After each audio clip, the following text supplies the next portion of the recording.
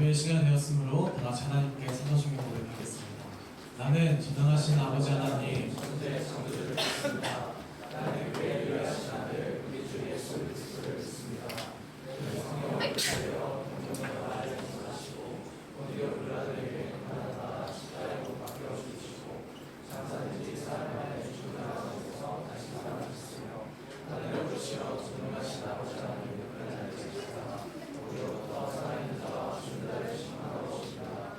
나는 성령을 믿으며 거룩한 공교회와 성도의 교제와 죄를 용서하는 것과 내 부활과 영생을 믿습니다. 할렐루야. 아멘. 하지만 열심히 살아내셔서 이제 가운데 예배를 지키고자 모이신 여러분 모두 환영하고 축복합니다. 우리 한 손 들고 앞에 사람한테 한번 인사해볼까요? 담대라고 인사해봅시다. 인사해봅시다. 담대.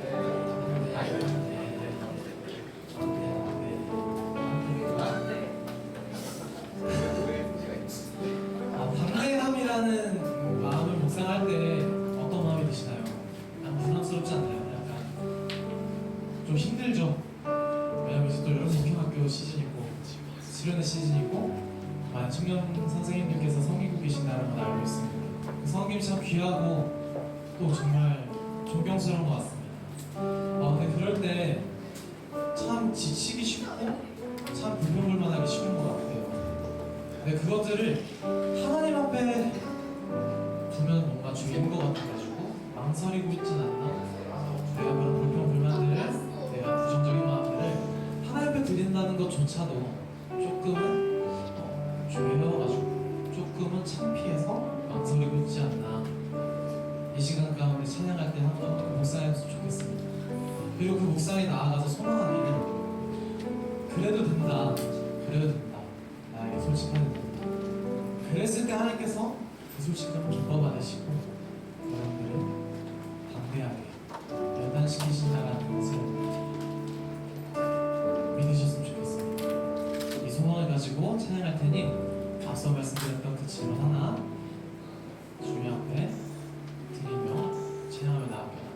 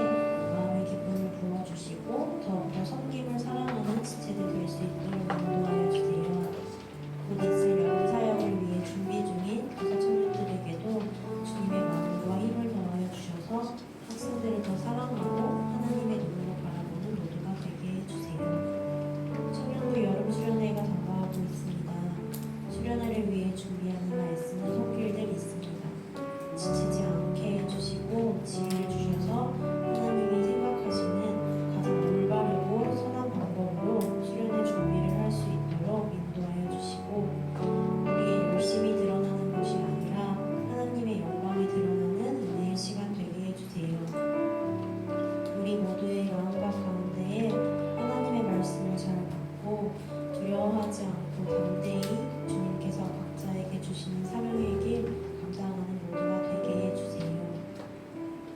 이제 전도사님께서 말씀을 전해주십니다. 전도사님의 입술과 마음을 주장하여 주셔서 전해지는 말씀을 통해 청년부가 다시 새롭게 되는 은혜의 시간 되길 소망합니다. 감사합니다. 사랑이 충만하신 예수 그리스도의 이름으로 기도드립니다. 아멘.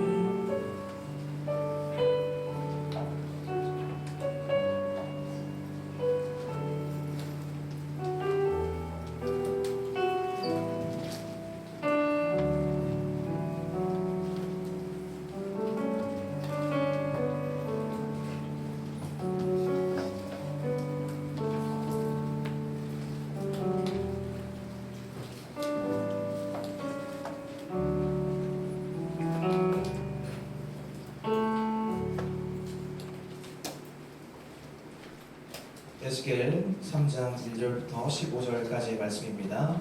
이 시간 하나님의 말씀을 경외하는 마음으로 자리에서 일어서시겠습니다.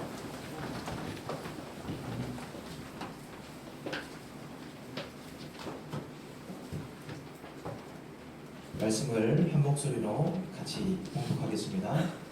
또 그가 내게 이르시되 인자야 너는 발견한 것을 먹으라. 너는 이 두루마리를 얻고 가서 이스라엘 족속에게 말하라 하시기로 내가 입을 벌리니 그가 그 두루마리를 내게 먹이시며 내게 이르시되 인자야 내가 내게 주는 이 두루마리를 내 배에 넣으며 내 상자에 채우라 하시기에 내가 먹으니 그것이 내 입에서 달기가 꿀 같더라.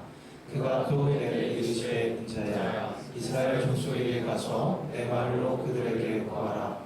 너를 언어가 다르거나 말이 어려운 백성에게 보내는 것이 아니요 이스라엘 족속에게 보내는 것이라. 언어가 다르거나 말이 어려워 내가 그들의 말을 알아듣지 못할 나라들에게 보내는 것이 아니니라. 내가 너를 그들에게 보냈다면 그들은 정녕 내 말을 들었으리라. 그러나 이스라엘 족속은 이마가 굳고 마음이 굳어 내 말을 듣고자 아니하니 이는 내 말을 듣고자 아니함이니라. 보라 내가 그들의 얼굴을 마주보도록 내 얼굴을 굳게 하였고 그들의 이마를 마주보도록 내 이마를 굳게 하였으되 내 이마를 화석보다 굳은 금강석같이 하였으니 그들이 비록 반역하는 족속이라도 두려워하지 말며 그들의 얼굴을 무서워하지 말라 하시니라. 또 내게 이르시되 인자야 내가 내게 이를 모든 말을 너는 마음으로 받으며 귀로 듣고 사로잡힌 내 민족에게로 가서 그들이 듣든지 아니 듣든지 그들에게 고하여 이르기를 주 여호와의 말씀이 이러하시다 하라. 때에 주의 영이 나를 들러올리시는데 내가 내 뒤에서 크게 울리는 소리를 들으니 찬송할지어다. 여호와의 영광이 그의 젖으로부터 나오는도다 하니 이는 생물들의 날개가 서로 부딪히는 소리와 생물 곁에 바퀴 소리라. 크게 울리는 소리더라. 주의 영이 나를 들어올려 데리고 가시는데 내가 근심하고 분한 마음으로 가니 여호와의 권능이 힘있게 나를 감동시키더라. 이에 내가 델아비브에 이르러 그 사로잡힌 백성 강가에 거주하는 자들에게 나아가 그 중에서 두려워 떨며 진리를 네. 이것은 하나님의 말씀입니다. 오늘은 이 에스겔서의 말씀입니다. 이 에스겔서가 이제 이스라엘의 유다 왕조의 거의 마지막 부분에 해당하는 그런 역사 가운데 한 군데인데 우리로 치면은 한 조선시대 한 고종 황제쯤 되는 그런 시대인 것 같아요. 우리가 일제의 나라를 뺏겼듯이 이 이스라엘 민족도 바벨론의 나라를 뺏겨가게 되는데 총 3번 이렇게 끌려갑니다. 그 중에 첫 번째 침략 때 끌려갔던 사람의 대표적인 분이 다니엘이라는 사람이고 이 두 번째 침략 때는 오늘 말씀에 나오는 이 에스겔, 그리고 세 번째는 이제 완전히 멸망당해서 다포로 끌려가는 그런 역사가 이스라엘 가운데 있습니다. 이때는 그러니까 이미 구분이 많이 쇠한 나라가 아직 멸망하지는 않았지만 곧 멸망이 임박한 시대, 그때가 이 에스겔의 시대라고 할 수 있습니다. 그리고 오늘은 그런 어려운 상황 가운데서 에스겔이 이 하나님의 말씀을 받고 이 선지자로 부르심을 받은 그 시대의 내용들입니다. 이 에스겔이 이 복음을 정말 하나님의 말씀을 전하기 어려운 시대에 복음을 전하는 이 사명자로 부르심을 받았는데 그 에스겔의 마음, 그 하나님의 마음을 같이 보면서 이 시대, 비슷한 시대에 살아가는 우리가 어떤 마음으로 살아가야 되는지를 우리가 같이 알아보고자 합니다. 첫 번째, 오늘 에스겔서를 보면 이 에스겔이 하나님의 말씀을 가려받지 않았다라는 것이 참 중요합니다. 이 에스겔서 3장 1절에서부터 3절 말씀을 보면 그가 내게 이르시되 인자야 네가 발견한 것을 먹으라 이 두루마리를 먹고 가서 이스라엘 족속에게 말하라 하시고 내가 입을 벌리니 그가 그 두루마리를 내게 먹이시며 내게 이르시되 인자야 내게 주는 것을 이 두루마리를 내 배에 넣으며 내 창자에 채우라 하시기에 내가 먹으니 그것이 내 입에서 꿀같이 달더라 라고 되어 있습니다. 앞에 에스겔서 2장을 보시면 하나님이 이 에스겔을 세우시면서 이렇게 전하라 라고 하시는 말씀이 이 회복의 말씀이 아니에요. 너희가 멸망할 것이다 라는 그런 말씀을 이제 전하라 라고 하시는 거예요. 그런데 어떻게 이런 상황에서 그 어려운 말씀을 전해야 되는 그 상황에서 그 말씀을 꿀같이 받아들일 수 있었을까라고 생각해 보면 이 에스겔이 이 형통이라는 것을 아는 사람이었기 때문이다라는 생각을 하게 됩니다. 우리가 기도할 때 참 많이 하는 기도 제목 중에 하나가 우리의 인생이, 우리 공동체가 형통하게 해주십시오. 우리 가족이 형통하게 해주세요. 라는 그런 기도를 많이 하는 것 같아요. 그런데 우리가 이 형통이라는 것을 제대로 알고 있는가라는 생각이 들 때가 있습니다. 이 형통이 뭘까? 라고 생각해 보면 우리는 내가 가려고 하는 길이 잘 가게 되는 것, 준비된 대로 잘 되게 되는 것을 형통이라고 생각해요. 그래서 내가 주님께 기도드린 대로 내가 세운 계획이 100% 성취되면 형통하다 라고 생각합니다. 그런데 성경이 말씀하는 형통은 그런 것이 아닙니다. 성경이 말씀하시는 형통은 우리가 원하는 대로 되는 것이 아니고 하나님께서 원하시는 대로 되는 것이 형통이다 라고 되어 있습니다. 내가 원하는 게 아니고 하나님께서 원하시는 대로 되는 게 형통이기 때문에 성경이 말씀하는 형통에는 내 개인적인 인간적인 입장에서 보면 이 괴로움이 있습니다. 좌절이 있어요. 그리고 좀 피곤하고 어려운 고통도 내 삶 가운데 있습니다. 이 기독교인의 형통에는 이 고통이라는 것이 존재가 되어 있는 거예요. 이 사도 바울께서 예수님을 믿고 난 이후에 그리스도의 사랑으로 말씀을 증거하시고 위대한 믿음의 사랑으로 승리하신 것을 우리가 알고 있습니다. 그런데 이 성경에 보면 그 속에 걸음걸음마다 아픔이 있었고 고단함이 있었고 억울하게 욕을 먹는 일이 많았어요. 괴로운 일이 한두 가지가 아니었습니다. 이 고린도라는 지역에 가서 애정을 가지고 교회를 세우고 복음을 전했는데 고린도 성도들이 바울을 참 오해를 많이 하고 비난하고 얼마나 그렇게 멸시를 했는지 고통이 정말 컸습니다. 그런 대접을 받아가면서 사람들한테 인정도 못 받아가면서 그게 무슨 형통인가라고 우리가 생각할 수가 있는데 바울이 걸어간 길은 형통한 길이었습니다. 왜냐하면 고단함과 눈물과 고통이 있었지만 하나님이 분명히 원하시는 길을 갔기 때문에 바울의 인생이 형통하다라고 하는 겁니다. 우리가 또 성경에서 형통한 사람 그럴 때 제일 먼저 떠오르는 인물 중에 한 사람이 요셉이라는 사람이 있습니다. 우리가 창세기 후반부 이 요셉의 이야기를 되게 좋아합니다. 여호와께서 근데 그 요셉에 나온 이야기 중에 참 많이 쓰이는 단어가 이 형통이라는 단어. 여호와께서 그와 함께 하심으로 그가 형통하였더라 라는 말이 거의 한 10번 가까이 나오는 것 같아요. 한 7번, 8번 정도 나오는 것 같은데 그런데 그 요셉의 인생을 보면 고통이 전제되어 있다라는 것을 알고 있습니다. 형님들에 의해 팔려가지고 노예가 됩니다. 보디바를 집에 끌려가가지고 가장 밑바닥 인생이 되어서 얼마나 고통을 받았는지 몰라요. 거기 노예가 한 300명 정도 됐다 그래요. 요셉이 노예로 팔려갔을 때 300명 중에 마지막 노예였을 때 300명의 노예를 섬겨야 되고 또 위에 있는 사람들을 또 섬겨야 되는 그런 인생으로 살았어요. 그렇게 고통받는 자리에 그런데 하나님이 함께 계시니 형통했다라고 합니다. 우리의 생각으로는 참 이해가 잘 안 되는 부분이에요.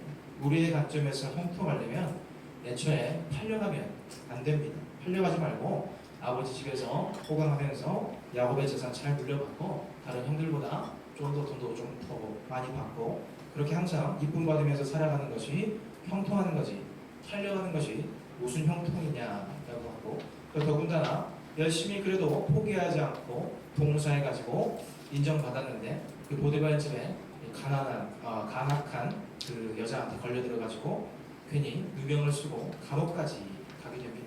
그게 무슨 형통일까? 그런데 거기 감옥에 간 다음에도 보면 성경에 형통하다 되어 있다고 3번 정도 더 쓰여 있습니다. 왜 그럴까라고 보면 그가 하나님이 원하시는 길을 갔기 때문에 요셉도 형통하다라고 할 수가 있는 겁니다. 하나님의 계획이 무엇이었을까라고 보면 아브라함에게 약속하신 것처럼 가나안 땅을 그들에게 주시는 게 하나님의 계획이셨습니다. 그러면서 그 400년 동안 이스라엘 백성들이 이 이집트에 가서 고생을 많이 했지만 겉으로 보면 이 노예로 고생한 것 같지만 사실상은 가나안을 얻을 민족이 될 때까지 시간을 벌어주셨습니다. 이 고센이라고 하는 땅에 살면서 겉으로는 노예로 고생을 참 많이 했는데 거기서 수가 늘어나고 번성해서 이쯤 되면 가나안을 얻어도 되겠다. 그리고 이 가나안 사람들이 악이 가득 찼을 때 이스라엘 백성들을 그 땅에 옮겨주셨습니다.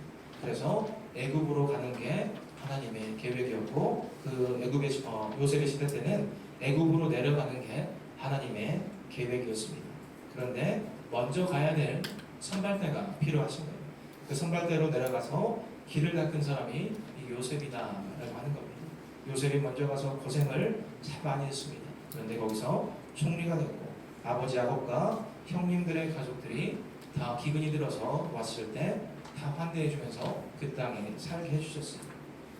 그런데 이 형님들이 요셉을 팔아버린 그 죄가 있었기 때문에 요셉 앞에서 혹시라도 자기를 죽일까봐 엄청 두려워 떨었어요. 창세기 45장에 보면 그 형들이 와서 두려워하고 떨 때 요셉의 믿음에 고백을 합니다. 나를 이곳으로 보낸 분은 당신들이 아닙니다. 하나님이 나를 보내셨어요. 하나님이 나를 이곳에 먼저 보내셔서 우리 민족을 구원하시기 위해서 그러신 겁니다. 하나님이 하시는 일이고 나는 하나님이 하시는 그 거대한 계획 안에서 천한독으로 쓰임을 받았을 뿐입니다. 라고 이 요셉이 이렇게 고백을 하게 되는 거예요. 하나님의 계획에 따라서 요셉이 살아가는 거.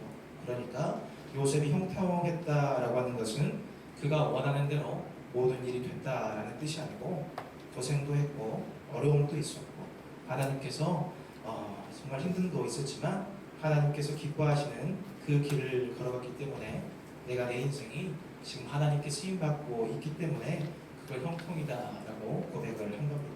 그래서 우리가 하나님께 제 인생을 형통하게 해주세요라고 기도할 때 내가 걸어가고자 한 것들, 내가 계획했던 것들이 다 잘 되었을 때 그것이 형통이다라고 생각하는 것이 아니고 내 인생 가운데 분명히 고생도 있고 눈물도 있고 그렇지만 이것이 하나님께서 내게 이끄시는 길이다. 나는 형통한 삶을 살고 있다라는 것을 깨닫고 고백하는 우리 청년들이 되기를 바랍니다. 이 에스겔 선지자의 이 고백을 보면 참 이거를 아셨던 분이었던 것 같아요. 그러면서 분명 우리나라는 이제 망하게 됐다. 그러나 사실 생각해보면 이렇게 죄가 많고 이렇게 참 하나님 앞에 다 떨어져서 살아가는 이 나라가 망하지 않는 것이 실제로 우리가 진짜 망하는 것이다 라고 생각했던 것 같아요. 우리가 이 고난을 통해서 우리의 죄가 얼마나 무거운지를 깨닫고 하나님 앞에 정말 죄를 다 자복하고 회개하여서 다시 돌이키는 것이 진정으로 우리 민족이 사는 길이다. 그것이 하나님의 계획이시고 그것을 따라 사는 것이 진정한 우리의 형통한 삶이다. 그것을 이 에스겔이 깨닫게 되었다고 생각합니다. 우리도 그런 것 같아요. 분명히 우리의 삶 가운데 어려움과 환난이 닥칠 때가 있지만 그럴 때 왜 하나님이 이런 일을 허락하셨을까라고 원망하시기보다는 에스겔처럼 더 큰 하나님의 계획을 신뢰하면서 우리가 생각했던 그 복의 길이 실제로 우리의 영적 침체를 가져올 수도 있고 우리가 생각하는 고난이 실제로는 하나님께로 돌아가는 회복의 길이 될 수 있음을 생각하면서 순종하고 그분의 큰 계획 안에서 살아가는 그런 모습이 우리 믿는 자들의 첫 번째 자세라고 생각합니다. 두 번째로는 믿는 자는 어떻게 살아가야 될까라고 봤을 때 악한 세대 속에서도 버텨가는 것이 그 믿는 사람들이 해야 될 일인 것 같아요. 오늘 말씀 7절부터 9절까지를 보면 사람들의 마음이 굳었다라고 되어 있습니다. 이 말을 듣고자 아니한다라고 하셨습니다. 그런데 하나님께서 에스겔에게 그들의 악함에 굴복하지 말고 화석보다 굳은 금강석 같은 이마로 담대히 맞서라라고 말합니다. 우리 청년들도 회사 생활을 열심히 하시는 분들도 계시고 앞으로 또 사회에 나가서 앞으로 수고하실 분들이 참 많으실 거라고 생각합니다. 그런데 그곳에 나갔을 때 이 성도가 주님을 따라가는 사람들이 이 악한 세대 가운데 살아가는 게 쉬울까를 생각해 보면 대단히 어렵다라고 생각합니다. 이 기독교적인 이 가치관을 지키며 산다는 것 자체가 참 힘든 시대라고 생각해요. 저도 회사 다닐 때 참 주변에 크리스천들이 참 많았습니다. 그런데 몇 번 들었던 조언 중에 하나가 여기서는 교회 다니는 거를 티내면 안 된다라고 하는 거예요. 제가 그때 뭐 교회 생활에도 열심히 했으면 뭐 그런 말을 들어도 좀 이해를 하겠는데 그때 저는 주일날 주일 성수도 제대로 못 지키는 그런 사람이었어요. 그런데 그마저도 내가 교회 다닌다라는 것을 얘기를 하면 제약이 참 많아지니까 지금은 잘 감추다가 다음에 잘 다니면 된다라는 그런 얘기를 참 여러 번 들었던 것 같아요. 그런데 참 생각해 보면서 그런 날이 올까라는 생각이 또 들기도 합니다. 성도들이 믿음이 지키기 좋은 시대가 올까? 그리고 예전에는 그런 시대가 있긴 했을까라고 생각해 보면 앞으로도 그런 날은 없을 것 같고 예전에도 그런 시대는 없었을 것이다 라고 생각합니다. 이 세상에 죄가 들어온 이후로 모든 시대가 다 악했어요. 노아가 살던 시대, 이 구약 성경에서 가슴을 치며 탄식하던 선지자들의 시대, 또 오늘날 우리 시대까지도 다 마찬가지입니다. 그러면 예수님이 계시던 시대는 좀 나았을까? 그래도 하나님이 오셨으니까 그 시대는 조금 더 나은 시대였을까라고 보면 그 시대도 어려운 시대였어요. 예수님께서 오셨을 때 무엇이라고 말씀하셨냐면 그 세대를 보고 탄식하셨어요. 예수님께서 그 시대 사람들을 이렇게 말씀하셨습니다. 마태복음 17장 17절을 보면 예수께서 대답하여 이르시되 믿음이 없고 패역한 세대여 내가 얼마나 너희와 함께 있으며 얼마나 너희에게 참으리요 그를 이리로 데려오라 하시니라 라고 하셨습니다. 또 마가복음 8장 38절을 보면 누구든지 이 음란하고 죄 많은 세대에서 나와 네 말을 부끄러워하며 인자도 아버지의 영광으로 거룩한 천사들과 함께 올 때 그 사람을 부끄러워하리라 라고 예수님께서 그 세대를 두고 말씀하셨습니다. 악하고 음란한 세대, 믿음이 없고 패역한 세대, 어그러지고 거스르는 세대, 이게 예수님이 사시던 시대도 그랬고 바울 사도가 살았던 세대도 그랬고 오늘날 우리의 시대도 그렇다라고 하는 겁니다. 세대가 그러니까 이 기독교적인 가치관이 받아들여지질 않는 거예요. 그러면 이 세상 사람들은 기독교적인 가치관으로 살지 않고 어떤 스타일로 살고 있는가라는 것이 또 성경에 나와 있습니다. 이 디모데후서 3장 1절로 이 5절 말씀을 보면 이렇게 되어 있습니다. 너는 이것을 알라. 말세에 고통하는 때가 이른다. 지금 우리가 고통하는 때에 살고 있다라고 합니다. 사람들이 자기를 사랑하며 돈을 사랑하며 자랑하며 교만하고 비방하고 부모를 거역하고 감사하지 아니하고 거룩하지 아니하고 무정하고 원통함을 풀지 아니하고 모함하고 절제하지 못하고 사납고 선한 것을 좋아하지 아니하며 배신하고 조급하며 자만하며 쾌락을 사랑하기를 하나님 사랑하는 것보다 더하며 경건의 모양은 있으나 경건의 능력은 부인한다 라고 되어 있습니다. 여기 이 사람들의 모습에 행하는 일이 그때뿐만 아니라 지금도 생각해보면 아주 똑같다고 생각합니다. 이 말씀이 선포되고 기록됐던 그때가 지금이랑 참 똑같구나. 첨단 과학이 발달하고 AI가 어떻고 자율주행이 어떻고 하면서 뭔가 참 대단한 세상이 된 것 같지만 똑같은 우리가 세상을 살고 있어요. 아담과 하와 이후로 세상에 죄가 들어온 이후로 모든 시대가 이렇다라고 합니다. 그러니까 이 속에서 예수님께서 가르치시고 성경이 기록하고 있는 모든 가치들이 무엇일까라고 보면 다 사람들이 비웃습니다. 그래서 예수님께서도 당신께서 사시던 그 시대를 탄식하시는 거예요. 또 말씀을 또 인용해서 보면 마태복음 11장 16절과 17절을 보면 예수님께서 이렇게 말씀하셨어요. 이 세대를 무엇으로 비유할까? 비유하건대 아이들이 장터에 앉아 제 동물을 불러 이르되 우리가 너희를 향하여 피리를 불어도 너희가 춤추지 않고 우리가 슬피 울어도 너희가 가슴을 치지 아니하였다 함과 같도다. 이 세상에 아이들이 장터에서 놀고 있는데 이게 잘 되려면 서로가 뭔가 반응을 보여줘야 됩니다. 그런데 주님이 오셔가지고 아무리 뭐라고 해도 반응이 없는 거예요. 두 가지 예를 드렸는데 하나는 결혼식이고 하나는 장례식입니다. 그런데 피리를 불어도 춤추질 않아요. 지금 결혼식이 열려가지고 피리도 불고 악기를 연주하면서 기뻐하고 있는데 거기 있는 사람들이 그러면 축하도 좀 해주고 기쁘다 그러면서 같이 좀 뭘 해줘야 될 텐데 거기서 결혼식에서 피리를 불든지 말든지 반응이 없는 거예요. 또 하나는 장례식 얘기입니다. 막 슬퍼서 울고 있어요. 그럼 옆에 있는 사람이 얼마나 마음이 아프세요? 라고 같이 가슴을 치면서 슬퍼해 줘야 되는데 너희가 울든지 말든지 나는 관심 없다 라고 이렇게 예수님이 그 세대를 탄식하고 계십니다. 이어서 18장과 19절 말씀을 보면 요한이 와서 먹지도 않고 마시지도 아니하매 그들이 말하기를 귀신이 들렸다 하더니 인자는 와서 먹고 마시매 말하기보다 먹기를 탐하고 포도주를 즐기는 사람이 세리와 죄인의 친구로다 하니 라고 되어 있습니다. 세례 요한이라는 분은 이 광야에서 사셨어요. 이 메뚜기와 석청만을 먹고 나시린으로 살았기 때문에 이 포도주 같은 거는 술 같은 건 입에 대지도 않고 살았습니다. 그랬더니 사람들이 뭐라고 합니까? 귀신 들렸다라고 말하는 거예요. 그런데 예수님은 동네에서 사람들과 어울려 살면서 세리와 죄인들 곁에서 함께 식사도 하시고 세리장 삭개오의 집에서 같이 어울리시고 불쌍한 사람들을 이렇게 고쳐주시고 하니까 이제 뭐라고 말하냐면 먹기를 탐하는 자, 세리와 죄인의 친구 예수님을 향해서는 또 그렇게 퍼붓는 겁니다. 그러니까 요한은 먹지 않으니까 귀신 들렸다고 그러고 예수님은 잡수시니까 먹기를 탐한다 라고 얘기하는 거예요. 그럼 어떻게 우리가 해야 됩니까? 먹어야 되는 거예요? 먹지 말아야 될까요? 이렇게 먹을 듯 말 듯 하다가 또 먹을 듯 말 듯 하다가 아무것도 못하고 그렇게 서 있어야 됩니다.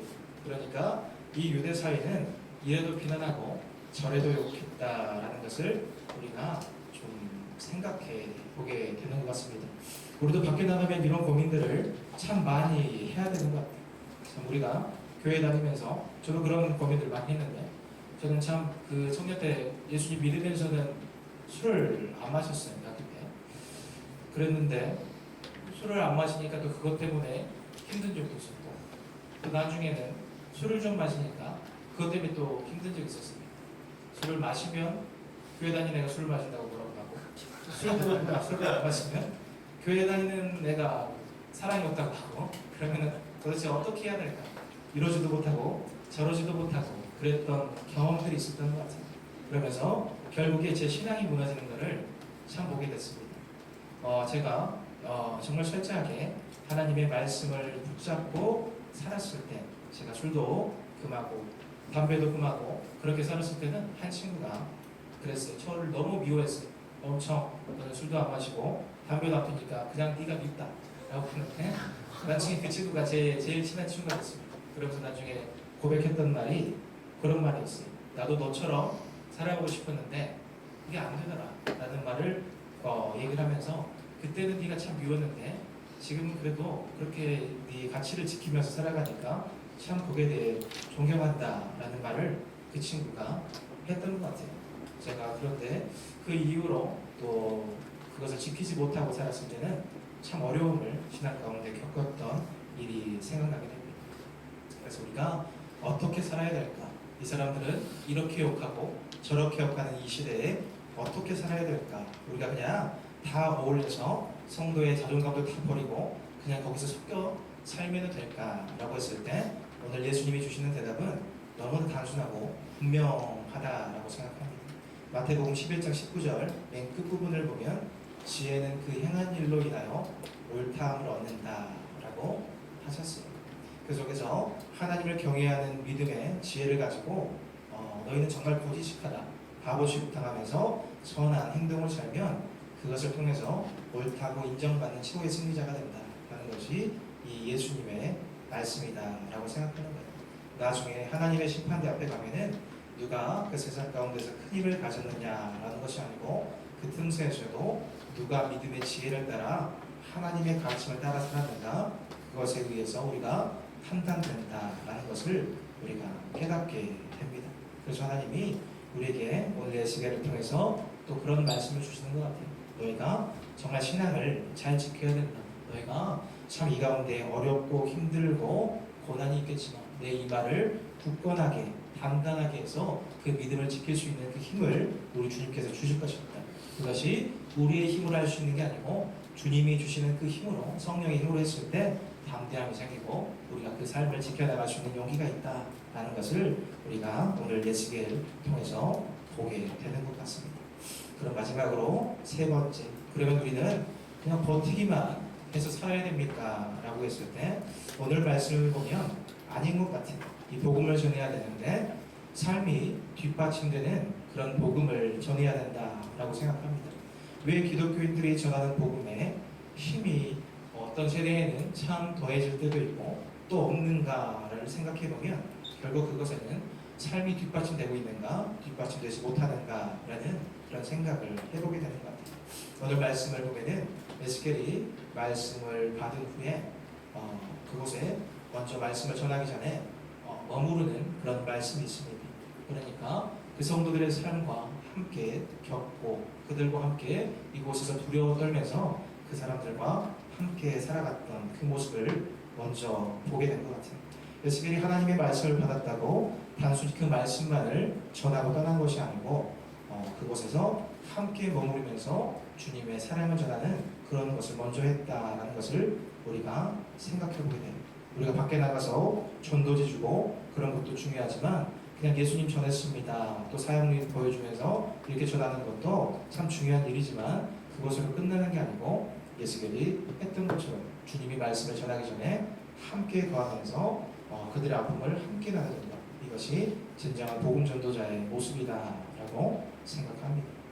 정말 제가 좋아하는 성경 인물이 있는데 사도행전 9장에 보면 이 도르가라는 여인이 있어요.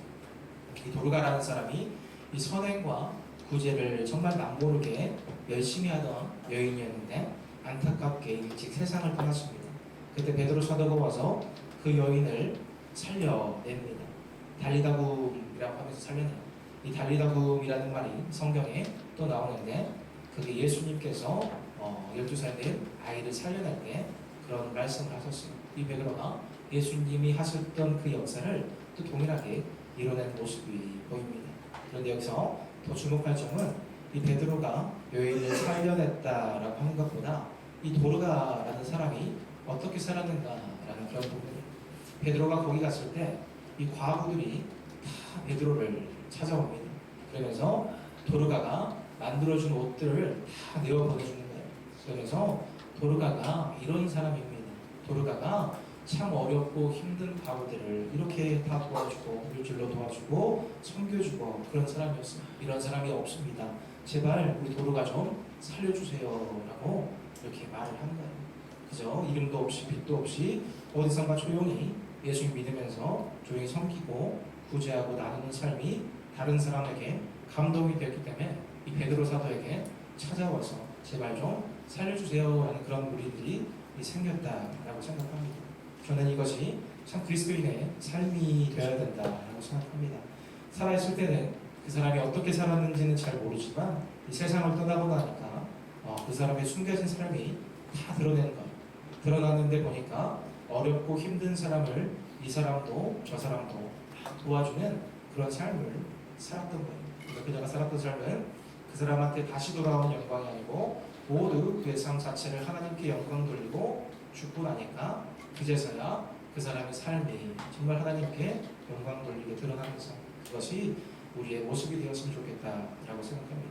이 도르가 이야기의 마지막 결론이 어떻게 나오냐면 사도행전 9장 41절부터 42절인데 베드로가 손을 내밀어 일으키고 성도들과 가부들을 불러들여 그가 살아가는 것을 보이니 온 요파 사람이 알고 많은 사람이 주를 믿더라 라고 되어 있습니다. 이 죽었던 도르가를 통해서 온 요파 사람들이 예수님을 믿게 됐어요. 저 도르가가 믿는 예수님이라면 나도 정말 믿고 싶다라고 그렇게 크리스찬들이 된 사람들이 많다라고 생각합니다. 이렇게 삶으로 전해지는 복음이 가장 강력한 것이다라고 생각해요. 저는 좀 부끄럽지만 오랜 시간 교회를 좀 떠나 있었습니다. 교회를 안 다녔어요.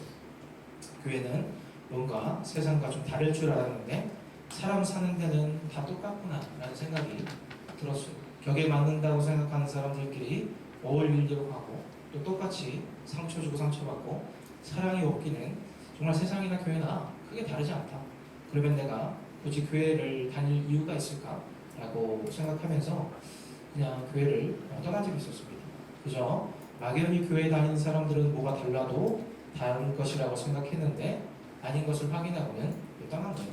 그렇게 이제 신앙 없이 헤매는 삶을 살다가 이전 교회를 다닐 때 이런 편견이 깨지는 경험을 했어요. 저는 이제 식사봉사를 했는데 이 건물이 없는 교회였어요. 그 교회는. 그래서 식당도 없고 그러니까 뭐 식사봉사라고 해봤자 별건 없었습니다. 각 가정에서 어떤 집은 계란 후라이를 50개 부쳐오고 또 어떤 집은 밥을 좀 해오고 저희 집 같은 경우도 뭘 좀 해야 될 것 같아서 고기를 볶아갔어요. 그래서 강고기를 사다가 50인분을 매주 볶아 갔습니다. 그래서 그거를 그때 차가 없어가지고 이제 지하철을 타고 고기 50인분을 들고 여기 가는 거. 그리고 그 지하철 칸이 고기 냄새로 가득 퍼집니다. 그래서 저는 그냥 한 40분 가야 되는데 그래도 좀 얼굴을 이렇게 탁 내려놓고 모른 척하고 그렇게 다녔던 적이 있어요. 이렇게 사람들이 각 가정에서 가져온 음식들을 이제 한 집으로 가지고 가는 거예요. 곳에 사람들이 동그랗게 모여 앉아가지고 어떤 사람들은 이 플라스틱 용기에 밥을 담고 또 어떤 사람들은 이 고기, 김, 나물, 고추장 이런 것을 나눠서 다 담았어요. 거기 있던 사람들의 면면을 보면 저 같은 요리사도 있었고 학생도 있었고 노가다하시는 분도 있었고 또 의사도 있었고 변호사도 있었고 교수도 있었고 그랬습니다. 사회에서는 별로 어울릴 일이 없는 그런 사람들이에요. 그런데 그렇게 모인 사람들이 빙 둘러 앉아가지고 도시락을 그렇게 웃으면서 담았던 기억이 있습니다. 그리고 그렇게 준비한 밥을 이제 예배당 쪽으로 이제 가져갔는데 그 교회는 건물이 없어가지고 대학교 도서관 강당을 빌려 쓰는 그런 곳이었어요. 그럼 도서관 앞에다가 이제 갑판대를 하나 차려가지고 비빔밥을 차곡차곡 쌓아두는데 성도들이 그거를 먼저 먹는 게 아니었어요. 그 주위에 이제 큰 지하철역, 서울역 같은 지하철역이 있었는데 거기에 있는 노숙자들이 먼저 와서 다 먹었습니다. 그리고 밥값이 너무 비싸가지고 한 끼가 아쉬운 학생들이 대학생들이 와서 그 다음에 그걸 가지고 다 또 먹었습니다. 그렇게 다 주고 이제 남는 밥을 이 성도들이 먹었습니다. 그러다 보니까 항상 밥이 좀 많이 부족했어요. 그런데 누구 하나 그것에 대해서 불평하는 사람이 없었어요. 그러나 오늘은 내가 굶는 날인가 보다라고 그것을 또 즐겁게 여기면서 이제 세로들끼리 이제 소모임 그루버들끼리 같이 밥 먹으러 가고 그랬던 기억들이 있습니다. 이 밥을 만드는 과정도 그걸 나눠주는 과정도 누구나 다 차별 없이 일하고 차별 없이 나눠주고 그 경험을 그냥 그 교회를 가서 한 뒤로 저는 다시 교회를 열심히 다닐 수 있었던 것 같아요. 그저 그 성도님들께서는 예수님의 가르침대로 평소처럼 그저 도르가처럼 일상을 살아가실 분인데 예수님의 빛이 반사되어서 이제 저처럼 어떻게 살아가야 될까 어둠 속에 헤매던 저 같은 사람들에게 비춰지게 됐다라고 생각합니다. 그리고 그 빛을 따라가다 보니까 저기에 복음이 있구나 라고 싶어가지고 저 같은 사람이 다시 교회를 다니게 되었던 것 같아요. 예수님을 따라 사는 공동체를 통해서 복음이 전해졌다. 삶을 통해서 그저 그들이 내가 복음을 어떻게든 내 삶으로 전해야겠다라고 그렇게 했던 것이 아니고 그저 예수 복음 따라서 살아갔던 그 공동체를 통해서 복음이 자연스럽게 전해지는 것. 이것이 우리가 살아가야 되는 그런 방법이다라고 생각합니다. 오늘 우리는 메시게 선지자를 통해서 예수 믿는 우리가 어떻게 살아가야 될지를 좀 생각해 보게 되는데요. 첫 번째는 참된 형통이 무엇인가라는 부분이었어요. 얘가 원하는 길이 아니고 하나님이 원하시는 길을 갈 때 그곳에 형통이 있다.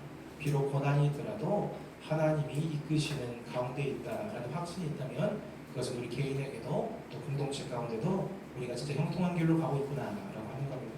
둘째는 악한 세대 속에서도 굴복하지 않는 담대함에 대해서 생각해 보게 됐어요. 세상이 아무리 우리를 비난하고 조롱해도 화석보다 고든 이 다이아몬드 같은 이마를 주셨다라는 것을 굳게 믿으면서 이 복음의 진리를 훼손하지 않고 지켜가야 되는 것, 그것이 우리가 살아가야 될 일이다라고 하는 겁니다. 마지막으로 삶으로 복음을 전하는 것에 대해서 우리가 생각해 보게 됩니다. 에스겔이 백성들과 함께 거하고 또 도르가가 그 하나님의 말씀을 그렇게 삶으로 전했고 또 아직도 여전히 그 세상 가운데 삶으로 예수님의 사랑을 증명해주는 그 공동체를 통해서 정말 하나님은 복음이 그곳을 통해서 전해진다라는 것을 우리가 생각해 보게 됩니다. 우리가 언젠가 주님 앞에 서게 되는 그날이 올 텐데 우리 에스겔처럼 또 성경에 나오는 많은 인물들처럼 정말 너희가 수고했다. 정말 너희가 주님의 말씀을 예수님의 말씀을 잘 지키며 살아갔다라고 칭찬받으면서 정말 우리가 후회 없는 그런 삶을 살아갈 수 있는 그런 저와 여러분이 되기를 바라겠습니다. 같이 찬양하겠습니다.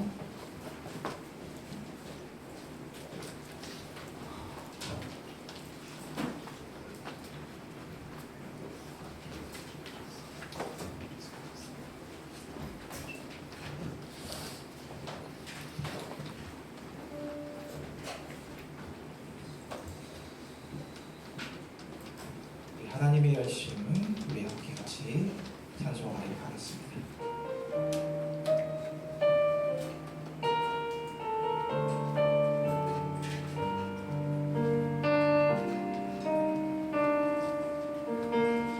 사랑하는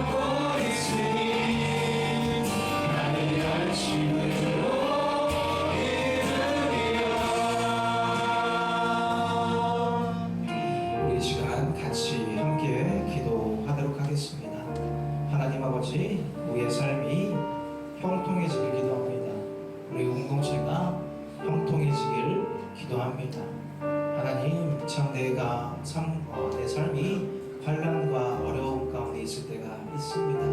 그런데 주님께서 나를 그 주님의 크신 계획 가운데 나를 분명히 이끄심을 있다 하는 것을 우리가 믿고 주님, 그리고 정말 제가 주님을 놓지 않고 나아가고 있는 것, 그것이 내가 형통이라고 생각합니다. 그리고 우리 공동체를 주심에 또 감사합니다.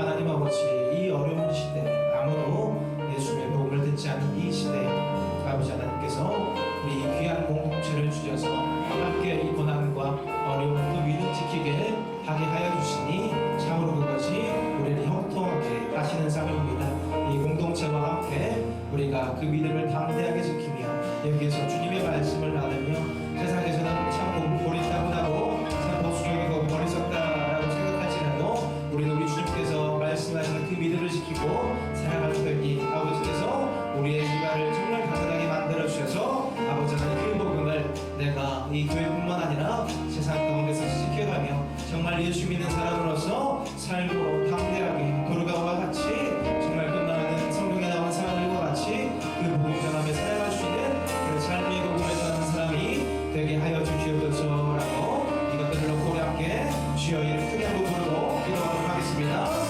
주여!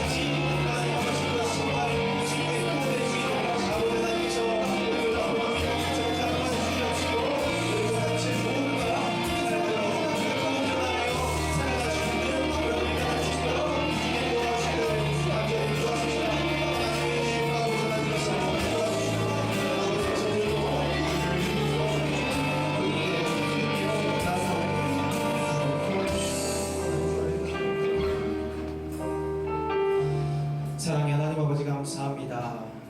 오늘도 우리 주의 청년들을 이곳 가운데 보내주셔서 참으로 감사합니다. 세상 가운데서 참 어렵고 힘든 일이 있을 때도 있습니다. 하나님, 우리가 믿음을 지키고 살아갈 때 참으로 세상 사람들이 이해해주지 못하는 그 어려움 때문에 환난을 겪을 때도 있습니다. 그리고 내가 지금까지 지켜왔던 내가 배웠던 그 가치관들이 맞는 것일까? 우리가 혼란스러울 때도 참 많을 듯 싶습니다. 그런데 우리 주님께서는 항상 우리에게 말씀하여 주십니다. 그 말씀을 굳게 지키며 담대히 나아가라. 그리고 내가 너희에게 주었던 것들을 삶으로 전해라. 그리고 어떤 고통과 시련과 힘듦이 있더라도 그것이 우리 주님과 함께 가는 길이며 여호와께서 함께 하시면 그것이 노예로 사는 길일지라도 감옥에서 있는 길일지라도 또 나라가 멸망하는 그런 길일지라도 우리 여호와께서 함께 하시면 그것이 우리의 형통합니다 라는 그런 고백이 우리의 삶 가운데 있길 바랍니다. 하나님 아버지, 우리 청년들의 마음 가운데 하나님의 복음이 언제나 새겨지게 도와주셔서 그 어떤 것보다도 주님께 예배드리는 것이 그 삶 가운데 가장 귀한 것으로 여기지게 하여 주셔서 주님 그것 붙들고 그 기쁨으로 이 어려운 세상을 살아가는 귀한 주의 청년들 될 수 있도록 주님 도와주기를 간절히 기도합니다. 하나님 앞에 또 이렇게 귀하게 예물 드리는 우리 손길들 있습니다. 하나님, 우리 주일원금으로 거룩하게 구별하는 우리 성도님들의 하나님 아버지 그 마음 기억하여 주시옵시고 또 11조 우리 전지의 성령 또 하나님 앞에 본인의 그런 거룩한 예물을 아버지께 구별하여 올려드릴 때 아버지 하나님 우리 청년들의 마음과 뜻을 흠명하여 주시고 저들의 삶과 모든 형편 속에서 우리 주님께서 간섭하여 주셔서 언제나 그 길을 선하게 인도하여 주시기를 간절히 기도합니다. 이 모든 말씀 거룩하신 예수님의 이름으로 기도드립니다. 아멘.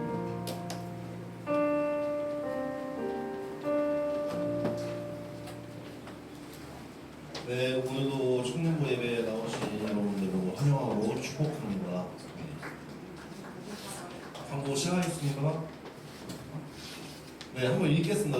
내가 사망의 음침한 골짜기로 다닐지라도 해를 두려워하지 않을 것은 주께서 나와 함께 하심이라. 주의 지팡이와 막대기가 나를 안위하시나이다. 아멘. 내일 이제 또 우리 삶으로 다 흩어져야 되잖아요. 위로의 말씀 드리겠습니다. 넘겨주세요. 네, 7월 총모임이 있습니다. 오늘 예배 후 4시 30분 청년부 예배실에서 있으니까요. 리더님들 안 늦고 와주시면 감사하겠습니다. 네, 청년부 여름 수련회가 있습니다. 8월 14일부터 16일까지 진행되고요. 네, 효성영광교회 지하 1층에서 진행됩니다. 이제 제가 오늘 홍보하려고 뭘 만들어 왔어요. 같이 보면서 얘기하겠습니다. 우리 수련회 첫 번째 저희 임원들이 야심차게 준비하고 있는 첫 번째 프로젝트입니다. 자, 읽어보셨죠? 레크레이션이에요, 레크레이션. 근데 14일 11시 지금 제가 머리 붙잡고 매일 퇴근해가지고 만들고 있거든요. 챗GPT랑 떠들면서. 제가 어제 또 사진 만들라니까 이놈이 똑바로 안 만들어 오는 거예요. 그렇습니다. 그래서 이제 전참하시는 분들 선물도 많이 드리니까요. 네, 전참하시면 감사하겠습니다. 두 번째 프로그램입니다.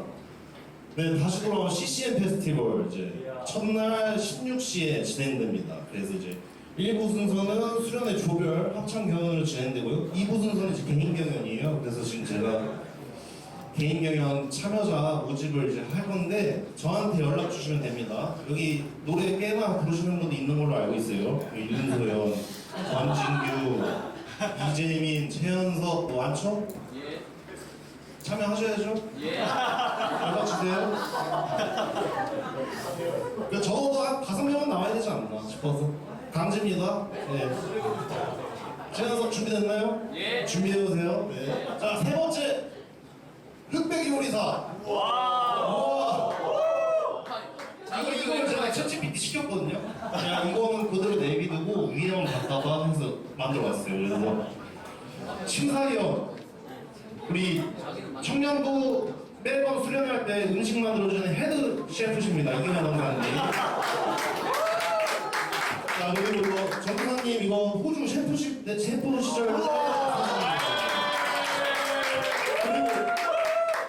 그리고 이창규. 네. 제가 왜 들어갔냐? 설명 한번 드리겠습니다. 저희가 엄마 아빠가 아시다시피 목회자 하셔서 집에 잘 안 들어오세요.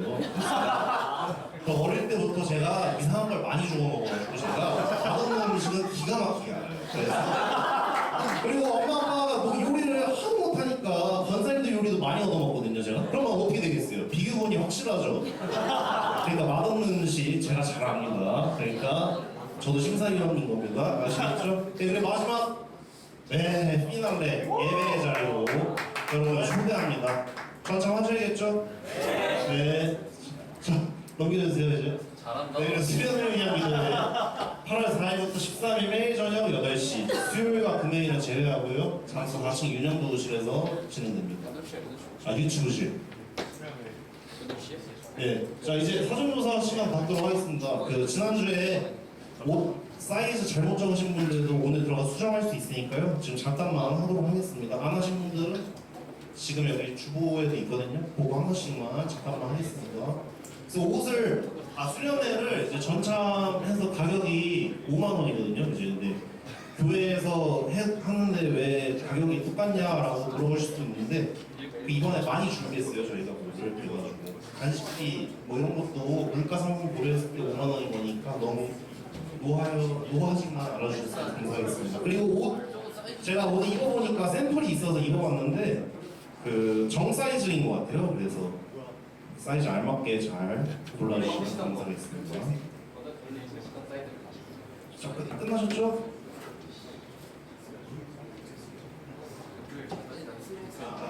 그리고 이제 목요일 저녁부터 참여하시는 분들은 저희가 전참으로 처리해야 될 것 같습니다. 그렇게 알아주시면 감사하겠고요. 그리고 8월호 생명의상 8월호 이제 나가시면서 구매 원하시는 분들은 조아영 회장님한테 안 계시구나. 저한테 오시면 됩니다. 원하시면. 그러면 이제 네, 축복해주시죠.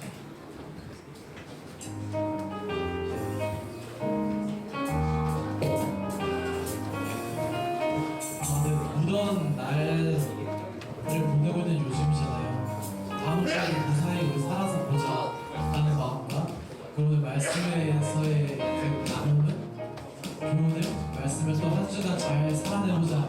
그래서 다음 주 일요일 날에 또 무사히 만나자 라는 마음으로 서로서로 손을 뻗어가면서 축복할까요? 안 뻗으시면은 제가 다가갈 수도 있으니까요. 저 부담스럽잖아요. 부담스러워 싫으시면은 뻗으시길 추천드리겠습니다. 하나, 둘, 셋, 넷. 사랑의 예수님, 우리의 마음을 씻기신 하나님의 모습이 오병소니 서로의 말을 씻기네. 너를 사랑해. 주가 우리 사랑하신 같이 너를 사랑하기를 원하네. 예수님처럼 너를 사랑해. 주가 우리 사랑하신 같이 너를 사랑하기를 원하네. 예수님처럼. 축원합니다.